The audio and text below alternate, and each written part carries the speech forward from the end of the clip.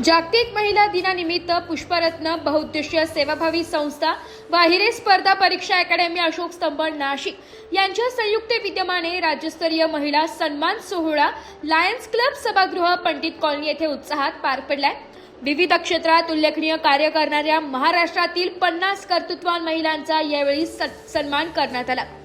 या कार्यक्रमात कोपरगाव तालुक्यातील मायगाव देवी येथील माहेर असलेल्या तसेच पांगरी येथील संत हरिबाबा विद्यालयातील शिक्षिका दीपाली योगेश सालके गडाख यांना क्रांतिज्योती सावित्री पुरस्कार प्रदान करण्यात आलाय।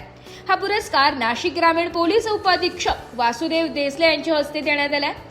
कार्यक्रमाचे उद्घाटन नाशिक पश्चिमचे आमदार सीमाताई हिरे यांच्या हस्ते झाले, तर कार्यक्रमाध्यक्ष म्हणून नाशिकच्या महापौर हिम गौरी आहेर अडके उपस्थित होत्या।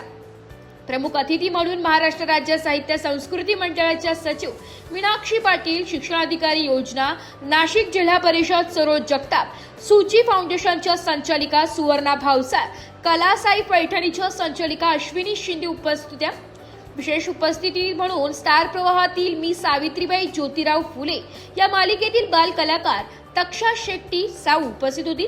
तसेच चिंतामणी भाऊसार, योगेश जाधव, मोहन हिंदोळे आदी मान्यवरही वेळोवेळी उपस्थित होते।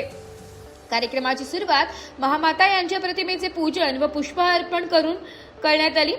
त्यानंतर संस्थेचे अध्यक्ष प्राचार्य डॉक्टर आनंद अहिरे व संस्थेच्या सचिव सौ सोनाली आनंद अहिरे यांच्या हस्ते उपस्थित मान्यवरांचे सन्मान चिन्ह, सन्मानपत्र व मानवस्त्र देऊन स्वागत करण्यात आले। प्रास्ताविक करताना प्राचार्य डॉक्टर आनंद हिरे यांनी सांगितले की पुष्परत्न बहुउद्देशीय सेवाभावी संस्था दरवर्षी विविध क्षेत्रात कार्य करणाऱ्या 50 ते 55 महिलांचा सन्मान करते। तसेच मातृदिन, प्रशासकीय अधिकारी, प्राध्यापक आणि महाराष्ट्र पोलीस सेवेत यश मिळवलेल्या विद्यार्थ्यांचाही गौरव केला जातो। समाजाच्या जडणघडणीत महिलांचे योगदान अत्यंत महत्त्वाचे असून त्यांचा सन्मान करणे हे आपले कर्तव्य असल्याचं त्यांनी नमूद केलंय। उद्घाटनाप्रसंगी आमदार सीमाताई हिरे यांनी संस्थेच्या उपक्रमांचे कौतुक करत विविध क्षेत्रातील महिलांना सन्मानित करून प्रेरणा देण्याचे कार्य संस्था करत असल्याचं सांगितलंय। प्रमुख अतिथी मीनाक्षी पाटील यांनी संस्थेचे मागील 10 वर्षांपासून समाज, साहित्य व शिक्षण क्षेत्रात सुरू असलेले कार्य उल्लेखनीय असल्याचं सांगितलंय। तर उपअधीक्षक वासुदेव देसले यांनी महिलांचे योगदान अधोरेखित करत महिला दिनाऐवजी महिलांचे संपूर्ण आयुष्य साजरे केले पाहिजे असे मत त्यांनी व्यक्त केलंय। या सोहळ्यात अमरावती, पुणे, नागपूर, मुंबई, नाशिक, कोपरगाव, कोळपेवाडी, सिन्नर, दिंडोरी, जळगाव, धुळे, अहिल्यानगर आदी ठिकाणाहून आलेल्या महिलांना राज्यस्तरीय हिरकणी पुरस्कार, क्रांतिज्योती सावित्री पुरस्कार, पुष्परत्न काव्य गौरव पुरस्कार, आदर्श शेतकरी पुरस्कार तसेच आदर्श प्रशासकीय अधिकारी पुरस्कार देऊन सन्मानित करण्यात आले।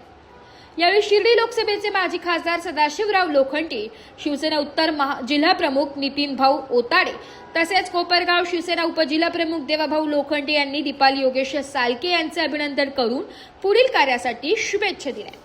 ब्युरो रिपोर्ट, नाशिक लोकशाही न्यूज, नाशिक।